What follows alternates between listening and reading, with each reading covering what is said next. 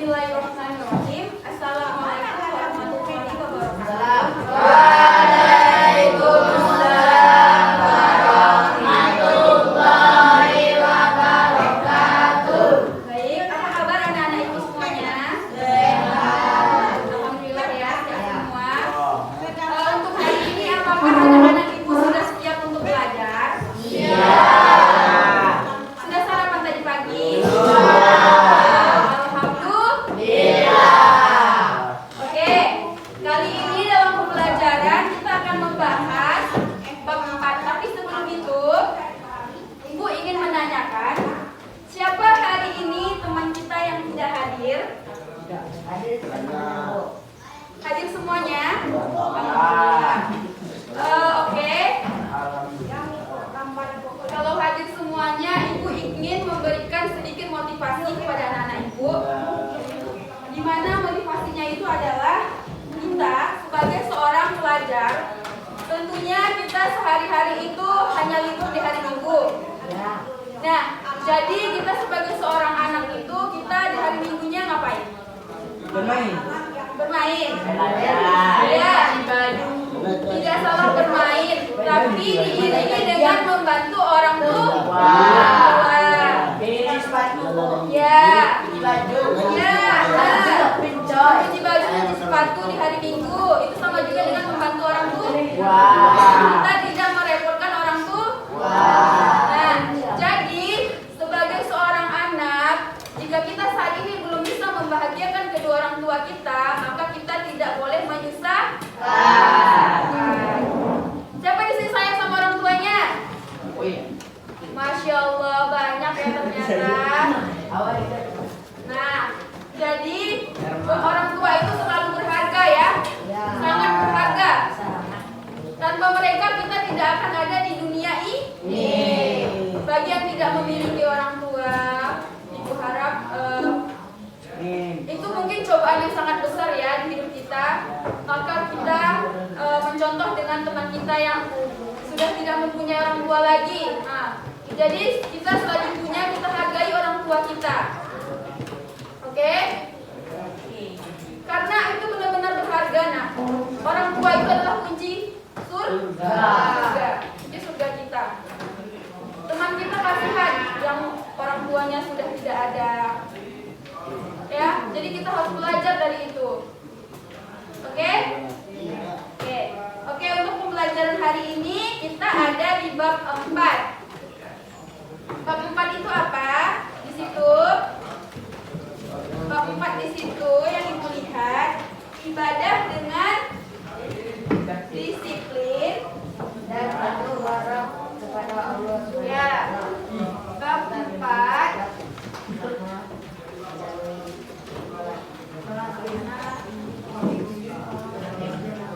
ibadah dengan disiplin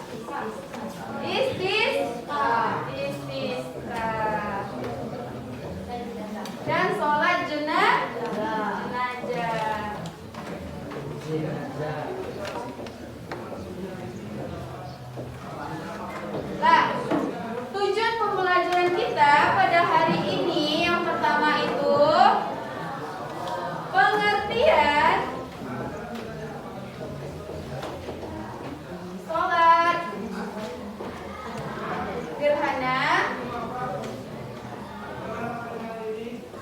salat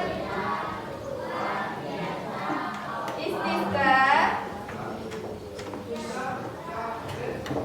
dan sholat jenazah.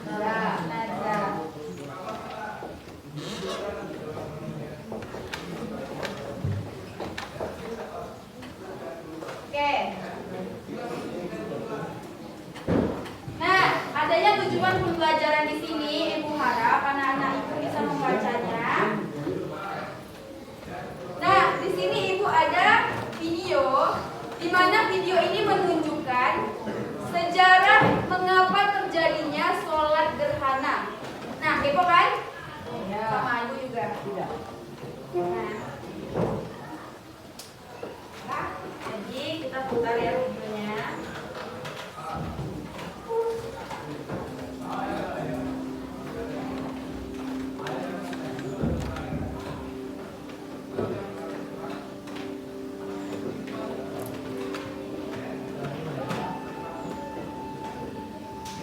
Asal-usul sholat gerhana mulainya untuk menghapus keyakinan ini. Jika kalian melihat gerhana tersebut matahari atau bulan, maka bersegeralah untuk melaksanakan sholat. Hadis riwayat Bukhari.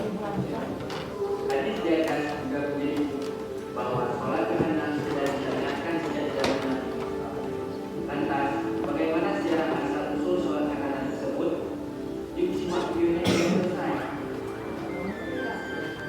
Tujuan yang melakukan sholat gerhana adalah beribu pada Allah Subhanahu Wa Taala agar dijauhkan dari alam atau cobaan. Sebelum Islam hadir memperkenalkan masyarakat sejarah alam, penduduk setempat percaya bahwa peristiwa gerhana baik bulan atau matahari berkaitan erat dengan kematian tokoh besar. Keyakinan tersebut terekam dalam beberapa riwayat hadis. Salah satunya riwayat Ibnu Hibban dalam kitab Sahihnya. Para orang juga bahwa gerhana matahari atau bulan dan gerhana bintang jatuh disebabkan kematian seorang tokoh besar di kaum ini. Sungguh mereka telah berbohong. Padahal gerhana adalah salah satu dari sekian tanda kebesaran Allah Subhanahu Wa Taala.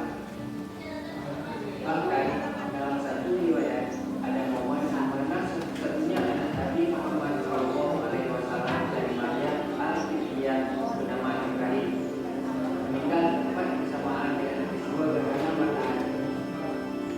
Pada masa Rasulullah pernah terjadi gerhana matahari, yaitu di hari meninggalnya putra beliau Ibrahim. Orang-orang lalu berkata, gerhana matahari ini terjadi karena meninggalnya Ibrahim.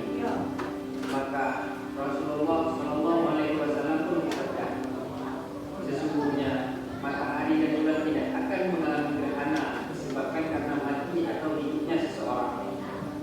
Jika kalian melihat gerhana, maka sholat dan berdoalah kalian kepada Allah. Hadis riwayat Bukhari. Adapun awal mula disyariatkannya sholat gerhana, ada perbedaan pendapat di kalangan ulama.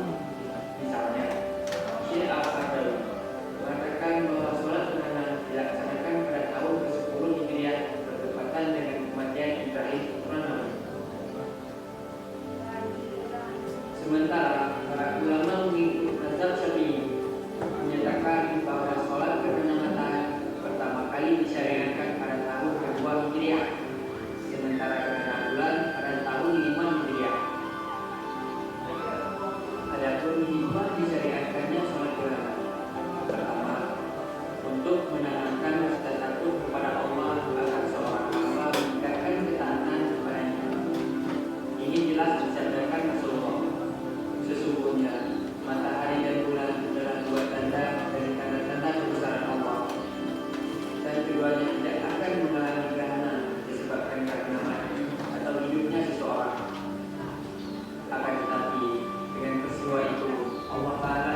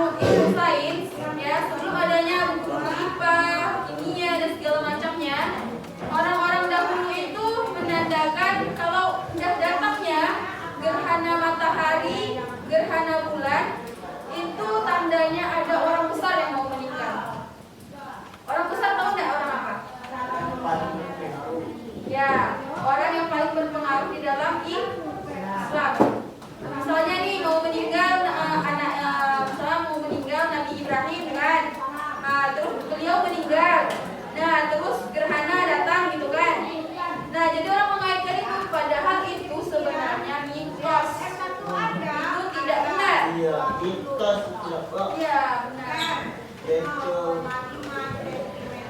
Oke. Sekarang ibu ingin menanyakan ke salah satu kalian, yaitu kepada anak ibu yang bisa menjawab, mengapa sholat gerhana itu dibilangnya, mengapa orang menandakan datangnya gerhana ini kan mitos kan, karena meninggal seseorang itu kan mitos. Jadi itu tidak benar ya. Jadi gerhana ini datangnya karena apa? Ada yang bisa menjawab? Oke, kepada Fatia. Karena apa? Ya, kenapa gerhana ini bisa datang? Apakah karena kekuasaan Allah kah? Supaya dia membuat hamba-hambanya takut? Atau karena hal lain?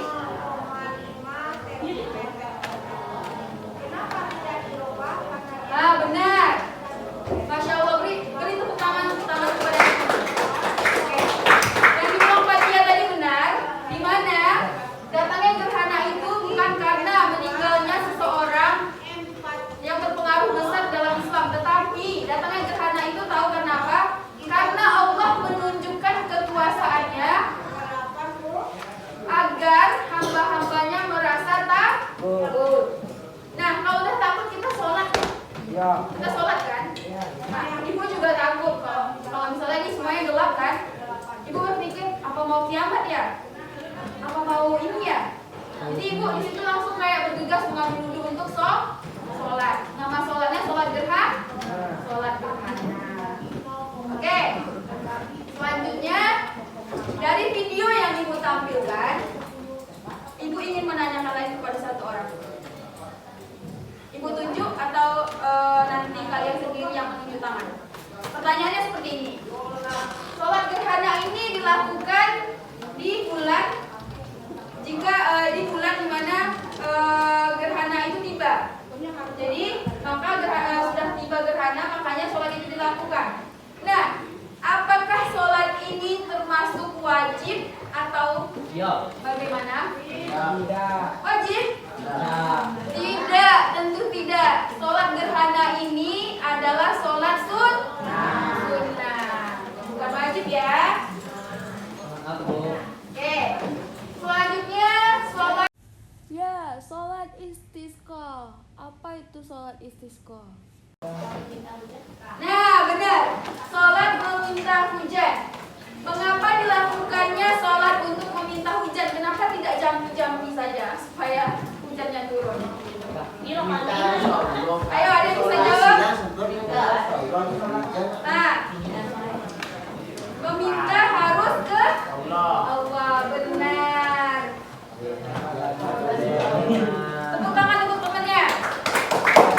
Ya, jadi itu syirik. Kita harus meminta kepada Allah dengan sholat istisqa, guna untuk meminta turunnya hujan. Itu rahmat Allah atau bukan? Ya. Hujan itu berupa rahmat dari Allah, rezeki untuk kita. Kalau tidak hujan kita kering enggak? Iya. Nah, air yang di gunung itu kering, Pak coba minum. Pakai galon Kak. Nah, air galon itu airnya dari mana? Kalau bukan air dari gunung. Ayo. Dari gunung ya. Ya. Nah, Ibu. Nah, di sini Ibu sudah menampilkan video tersebut dan Ibu juga sudah menjelaskan sholat gerhana, sholat istisqa. Nah, selanjutnya Ibu akan menjelaskan sholat jenazah. Ya, sholat jenazah. Jadi sholat jenazah itu dilakukannya pada saat menyolatkan jenazah ya. Nah, apa hukum sholat jenazah? Anak-anak Ibu, jadi sholat jenazah itu bukan sholat yang wajib ya, tetapi sholat jenazah itu adalah sholat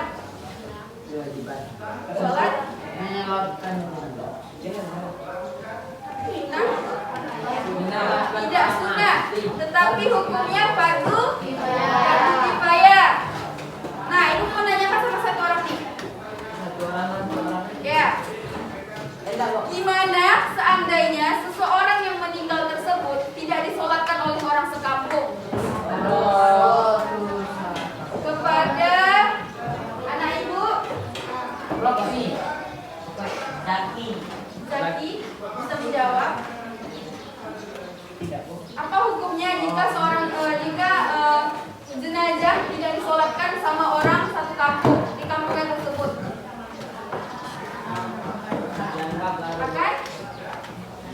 Akan mendapatkan dosa. Dia mendapatkan dosanya sekampung atau satu orang aja? Ya, dia akan mendapatkan dosa satu kampung. Jika sudah terlaksana sholat jenazahnya itu, misalnya sudah cukup untuk 10 orang atau 5 orang, apakah yang lain berdosa? Tidak, ya.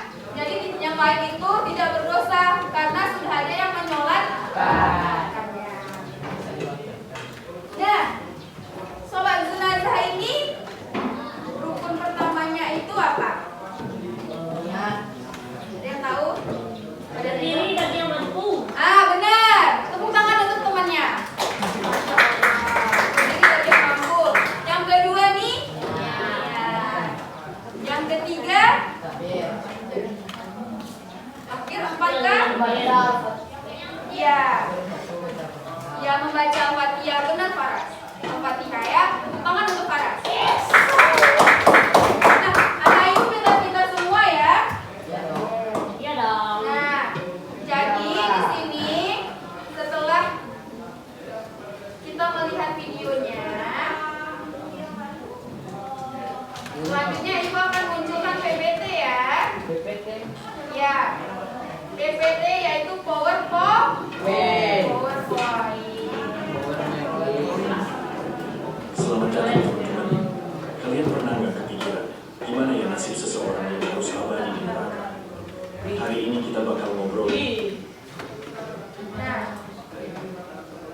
selanjutnya tadi kita akan melihat PowerPoint, pengertian, ketentuan, dan tata cara pelaksanaan sholat gerhana. Nah, jadi ibu minta satu orang untuk mempraktekkan ke depan. Udah belajar di rumah sebelumnya? Atau ada pengalaman anak-anak yang sudah sholat gerhana? Belum ya, belum ada satu pun. Oke, belum ada satu pun.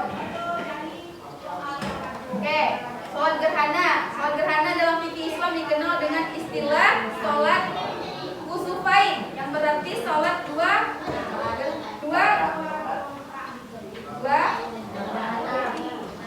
atau sholat yang dilakukan pada saat terjadi gerhana matahari maupun bulan. Jadi bukan hanya matahari saja, tapi juga bulan, makanya 2 gerhana. Selanjutnya yaitu di sini yang pertama tadi seperti yang dibilang teman-teman kalian, ada niat, ya. Jadi di dalam mengerjakan sholat gerhana itu juga ada niatnya. Ada yang tahu niatnya? Coba buka bukunya.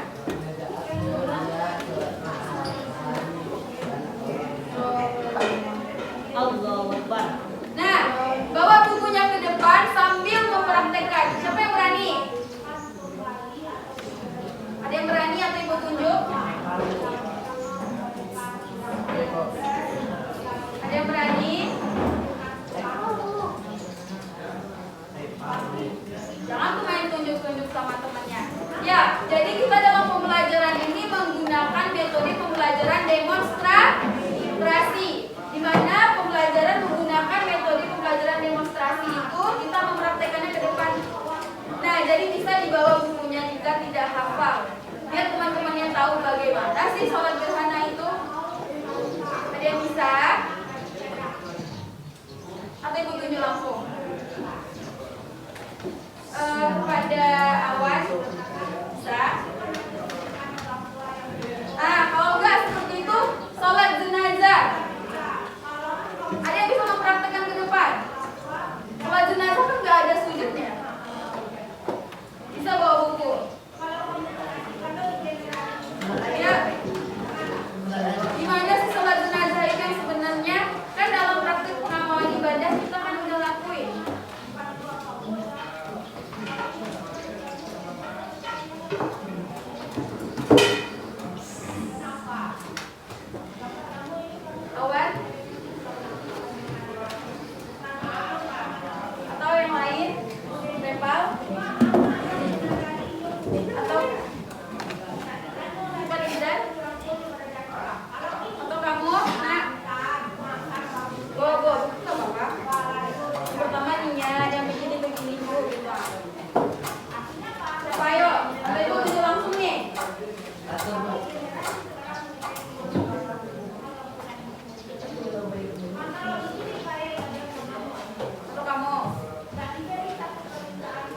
Oke. Ibu tunjuk satu orang, kita berdua prakteknya. Silakan. Ya, saya Ibu. Oke. Nah, kita akan mempraktekkan sholat jenazah.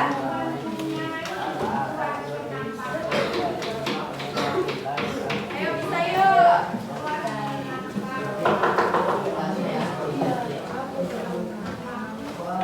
Oke, yang pertama itu niat.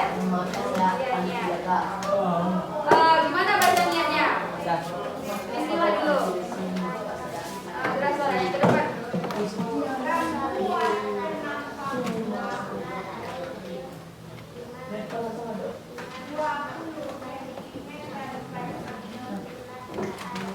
Oke, artinya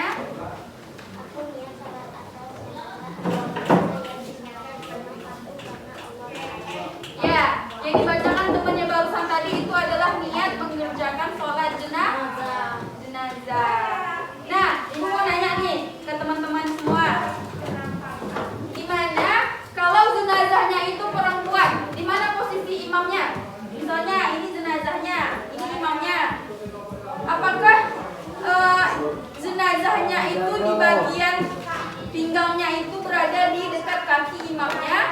Atau kepala jenazah tersebut yang berada di dekat dengan saf kaki imamnya?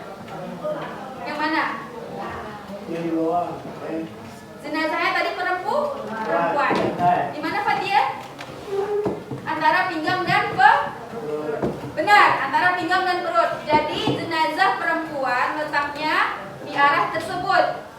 Kalau laki-laki jenazahnya letaknya itu kepalanya di bagian saf kaki ya, kaki imamnya ya. Jadi ya, anak-anak juga sama. Ya, anak-anak juga sama. Cuma dalam bentuk niat perbedaannya itu letaknya di. Ayo, ada yang ingat? Niat.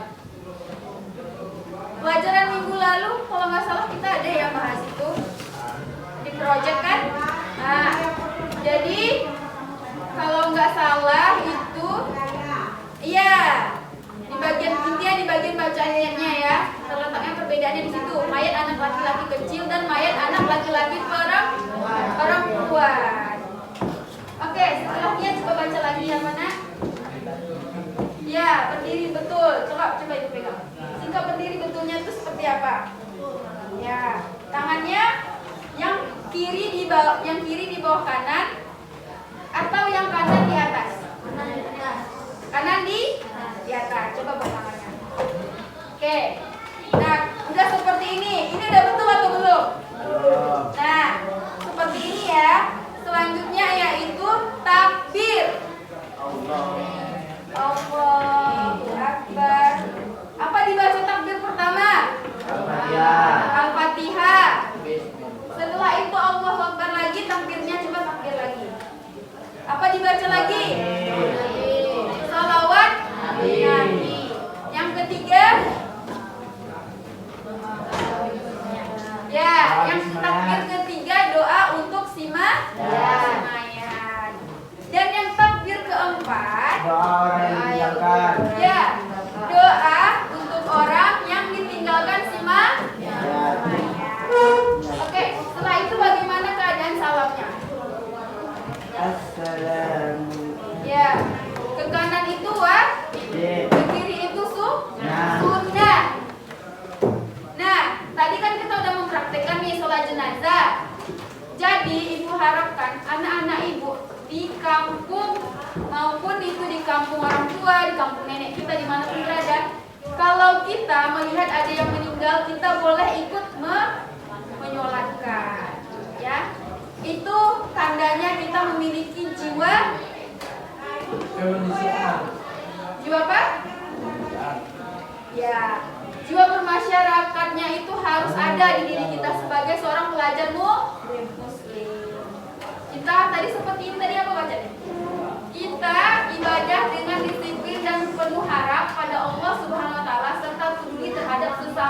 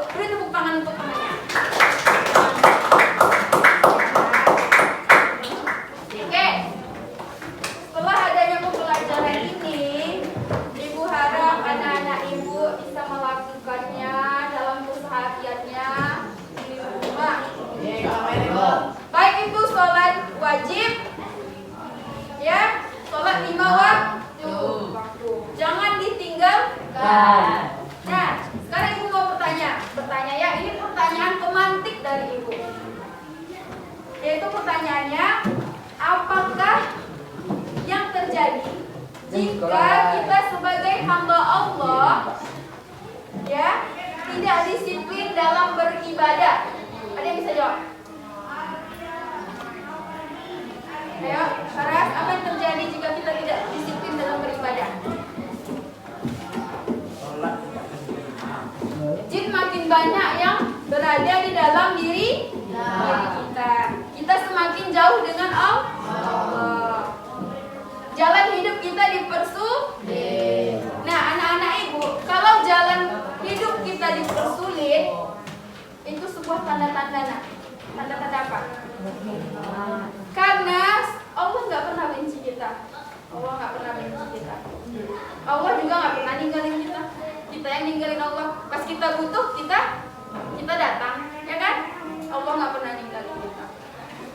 Jadi, kalau jalan kita dipersulit, itu tandanya ibadah kita tidak kita perbaiki, ya kan? Nah, jadi nggak mau kan jalannya dipersulit. Nah, jadi tadi benar kata si Faras, makin banyak jin di dalam tubuh kita. Terus apa tadi kata Faras? Kita jauh dari Allah. Selanjutnya tadi apa lagi? Apa lagi tadi selain jauh dari Allah? Jalan hidup kita dipersulit. Nah, pertanyaan yang kedua, bagaimana cara kita sebagai seorang pelajar muslim dalam bermasyarakat terhadap dalam peduli bermasyarakat? Bagaimana cara kita sebagai seorang pelajar muslim? Banyak itu cara kita. Ikut menyolatkan jenazah. Nah, benar, pintar. Tepuk tangan sama temannya. Nah, berapa lagi? Gotong royong di masjid termasuk tidak? Nah, jadi kita sebagai pelajar Pancasila, kita juga harus mengamalkan isi di dalamnya. Nah, selanjutnya itu selain sudah kita bertanya tadi, Ibu harap yang ini poin-poin yang Ibu poin-poinin bisa dicatat di rumah. Ya. Nah, dicatat di rumah, dilengkapi catatannya. Dan minggu berikutnya akan Ibu parap. Oke? Kayaknya udah gak semangat nih. Speaking dulu kita. Coba berdiri dulu. Berdiri cepat. Ayo berdiri, biar semangat. Berdiri. Ayo berdiri. Ayo Batur, berdiri Batur, bentar Batur.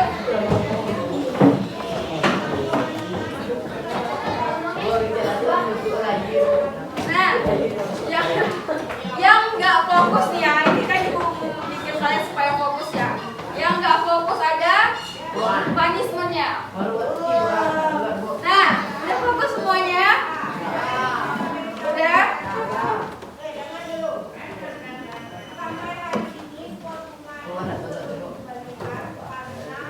Pegang.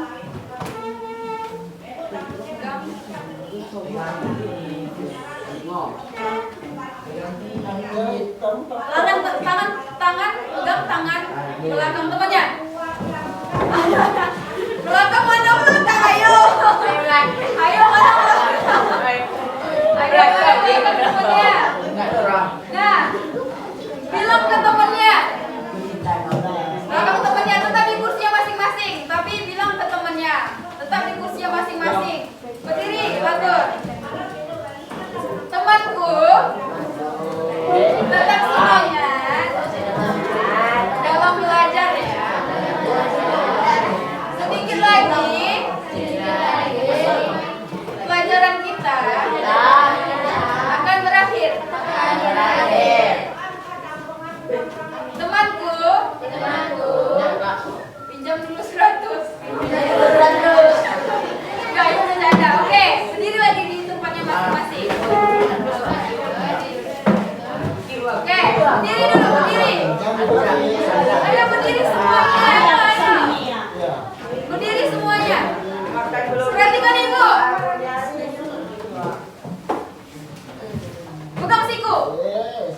Mana tuh? Ayo, mana ayo? Bu, sini pegang aku, Bu. Oke. Pegang. Tahu, Bu. Pegang adikku, Bu. Ayo. Pegang. Bangun. Itu. Tengkorak kepalanya. Ada yang megang dagu. Kau fokus ya. Oke. Fokus lagi ke ibu. Pegang. Berdiri dulu. Habis itu kita dulu. Oke. Gak boleh anak ngomong seperti itu dong. Bilang sama temennya kamu berdosa. Oke, duduk lagi ke tempatnya masing-masing. Oke, makasih banyak. Oke, adanya tadi pengertian sholat jenazah, sholat gerhana, sholat istisqa, sholat jenazah. Ibu harap anak-anak ibu mengerti apa yang kita pelajari hari ini. Siapa yang bisa menyimpulkan pembelajaran kita hari ini? Nah, sekarang kita simpulkan sama-sama ya. Adanya pembelajaran hari ini mengingatkan kita betapa pentingnya beribadah. Bukan hanya beribadah wajib saja, tapi kita juga harus mengetahui betapa pentingnya sholat gerhana saat tibanya gerhana, dua gerhana, baik itu gerhana matahari, gerhana bulan. Nah, sholat istisqa itu penting dilakukan apabila sudah musim kemarau. Kita tidak boleh syirik. Ada katanya pawang hujan, ada katanya jampi-jampi, itu tidak boleh. Maka sholat istisqa yang dilakukan dan menjadi kunci. Sholat jenazah. Kita tahu nggak besok kita bakalan hidup? Enggak kan? Jadi kita sebagai seorang pelajar muslim, kita harus saling membantu di dalam bermasyarakat.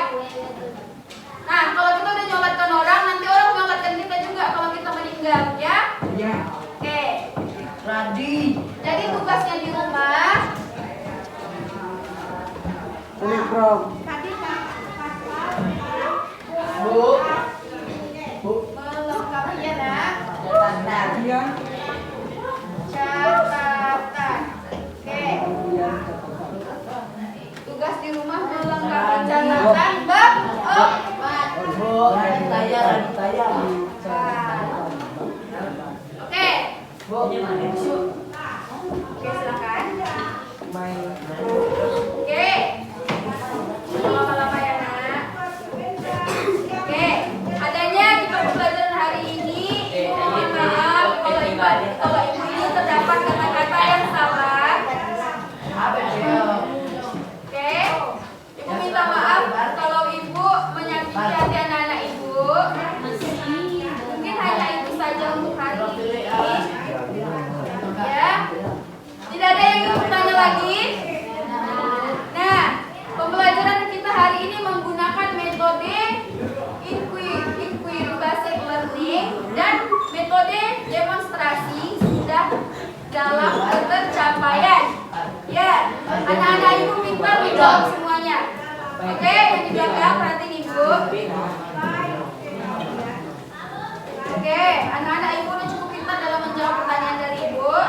Ibu akhiri pembelajaran kita hari ini dengan hamdalah.